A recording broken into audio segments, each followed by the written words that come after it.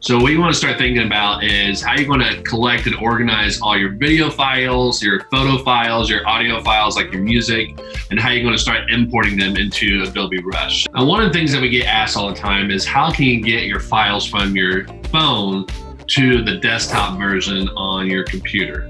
One of the ways you can actually do this is using the Adobe Rush app on your phone directly, because when you start a project on your smartphone, you can actually set it to where it syncs with the Creative Cloud, as long as you have Adobe Creative Cloud installed on your desktop.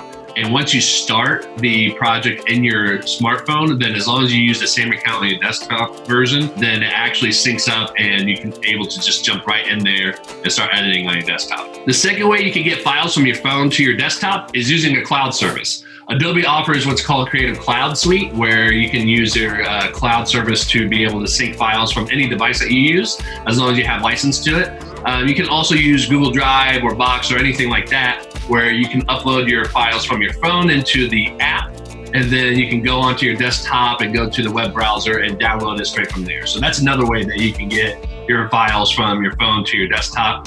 And the last way that you can do this is more of a traditional way that a lot of people have done this before cloud services, is just connecting your phone straight to your computer using USB cord. So once you do that, you'll have to figure out how you can get it from your phone to your computer. Now let's start talking about how you should start organizing your files for when you create your new video in Adobe Rush. There's a couple ways that you can do this. First of all, what I would recommend is making sure that you create a location where you're going to find all your files and put that in a folder, so you know exactly where you're going to go to when you create your video for the first time. Once you create that folder, then you want to start thinking about how you're going to organize all your files into subfolders.